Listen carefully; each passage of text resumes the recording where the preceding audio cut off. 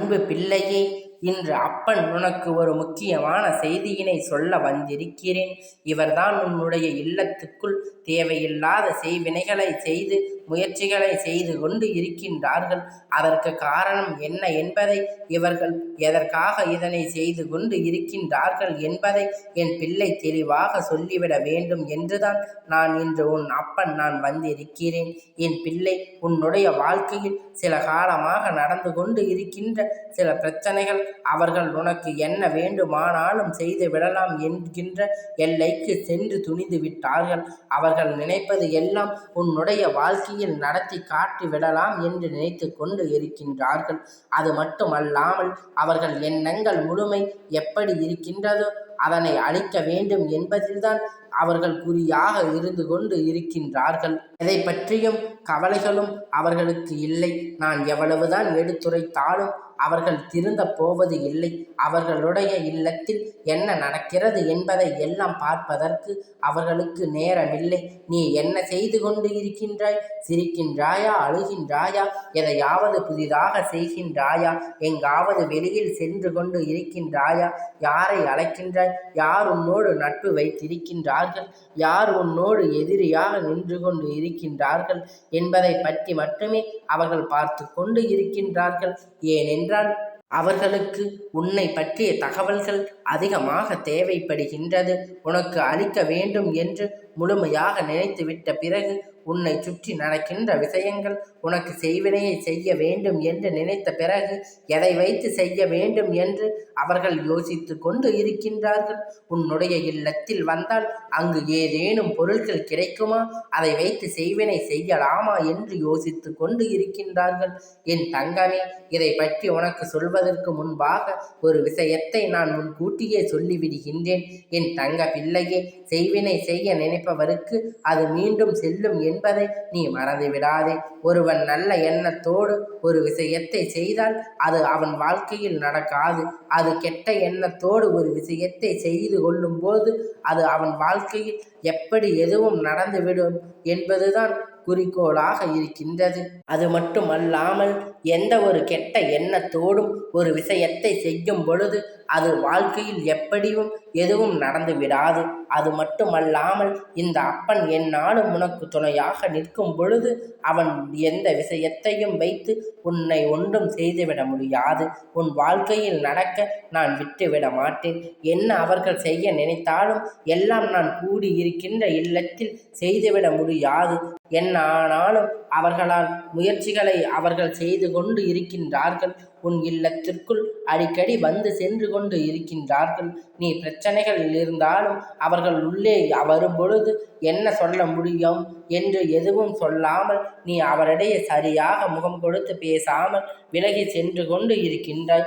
உன்னுடைய இல்லத்தில் இருக்கின்ற ஒரு உறவு உன்னோடு இவர்களை எல்லாம் உள்ளே அழைக்காதே என்று அடிக்கடி உனக்கு எச்சரிக்கை கொடுத்து கொண்டு இருந்தது, சண்டையிட்டு கொண்டு இருக்கின்றது. அந்த எச்சரிக்கையானது இந்த அப்பன் மூலமாகத்தான் அவர்கள் வாயிலிருந்து வருகிறது என்பதை நீ இன்னும் புரிந்து கொள்ளவில்லை. உனக்கு விஷயம் தெரியாததால் எப்படி இவர்களுக்குள் வீட்டுக்குள் வருகின்ற ஒருவரை வெளியில் போ என்று சொல்ல முடியும் என்று என் தங்க பிள்ளை நீ நினைக்கின்றாய். நீ நினைப்பது தவறில்லைதான். ஆனால் இவர்களால் உனக்கு கெடுதல் நடக்கப் போகின்றது என்று தெரிந்துவிட்ட பிறகும் அதனை செய்யக்கூடாது அல்லவா? அதுபோல உன் வாழ்க்கையின் பிரச்சனைகளை ஏற்படுத்தி கொடுத்துவிட கூடாது அல்லவா என் தங்க பிள்ளையே? அதனால் எந்த சூழ்நிலையில் உனக்கு செய்வினைகளை செய்ய நினைப்பார்களே இருக்கட்டும். எந்த ஒரு சூழ்நிலையிலும் உனக்கு செய்வினையை மட்டுமே செய்ய நினைக்கின்றார்கள் என்று அப்பன் சொன்னவுடன் நீ பயப்பட தேவையில்லை. ஆனால் இவர்களிலிருந்து எல்லாம் நீ சற்று கவனமாக இருக்க வேண்டும். மிகவும் அவசியம். நீ எந்த ஒரு விஷயத்தையும் மறந்துவிடக்கூடாது அல்லவா? யார் வேணாலும் என்ன வேண்டுமானாலும் யாருக்கு வேண்டுமானாலும் எதை வேண்டுமானாலும் செய்துவிடலாம் என்று அவர்கள் மனதில் எண்ணிக்கொண்டு இருக்கின்றார்கள். என் தெய்வங்கள் எல்லாம் இங்கே எதற்காக இருக்கின்றார்கள் என்பதை முதலில் நீ புரிந்து கொள்ள வேண்டும். அதை செய்ய நினைப்பதும் செய்துவிட்டு போகட்டும், எதுவும் உன் வாழ்க்கையில் நடக்காது என்று அவர்கள் நினைத்து கொண்டு இருக்கின்றார்கள் என்பதை நீ தெளிவாக மனதுக்குள் புரிந்து கொள்ள வேண்டும். என் தங்கமே, இது போன்று செய்கின்ற அளவிற்கு துணிச்சல் யாருக்கு அப்பா இருக்கின்றது என்று என் பிள்ளை நீ கேட்கின்றாய். அப்பா, இது போன்று என் தங்க பிள்ளைகள் நான் சொல்வதைக் கேட்டு நான் சொன்னவுடன் நீ புரிந்து கொள்வாய் அது யாரென்று. இல்லத்தில் வந்து வந்து உன்னுடைய இல்லத்தில் நடக்கின்ற விஷயங்களை எல்லாம் கேட்காத போல நடந்து கொண்டு இருக்கின்றார்கள். வீட்டிற்குள் வந்து அங்கு என்ன இருக்கிறது, அங்கு என்ன நடக்கிறது, இங்கு என்ன இருக்கிறது என்று எப்பொழுதுமே என் தங்க பிள்ளை அவர்களை நோட்டமிட்டு கொண்டு இருக்கின்றார்கள்.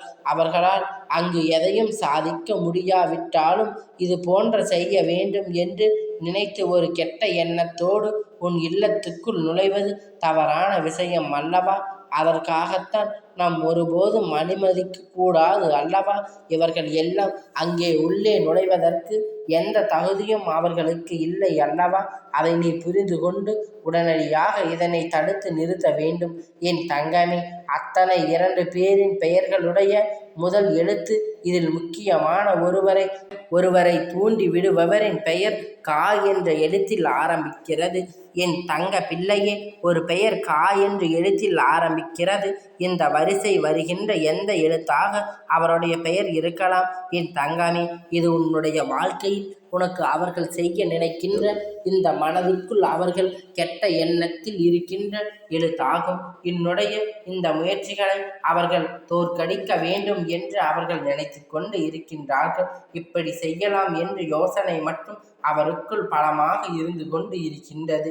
நீ அழ வேண்டாம் என்று, உன்னுடைய அழுகை காண வேண்டும் என்று அவர்கள் நினைக்கின்றார்கள்.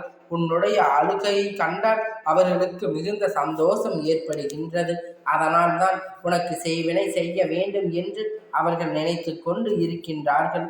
என் தங்க பிள்ளையே, இன்னும் முக்கியமான விஷயம் உன்னிடத்தில் சொல்லி விடுகின்றேன். என்னது தெரியுமா என் தங்க பிள்ளையே?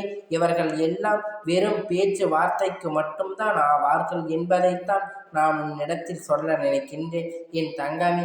இவர்கள் எல்லாம் அதை செய்து விடுவேன், இதை செய்து விடுவேன் என்று சொல்கின்றார்களே தவிர ஒரு இன்னும் செய்வதற்கு அவர்களிடம் பணம் கிடையாது, தைரியமும் கிடையாது. மனம் மேலோங்கி நின்று கொண்டு இருக்கின்றார்கள் என் தங்கமே.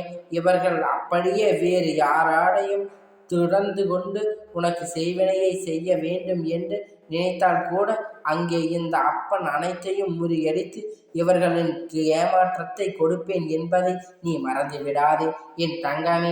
இன்று நான் உனக்கு இத்தனை விஷயத்தை சொல்ல வந்ததற்கு காரணம், இது போன்ற மனிதர்கள் உன்னை சுற்றி நிறைய இருக்கின்றார்கள்.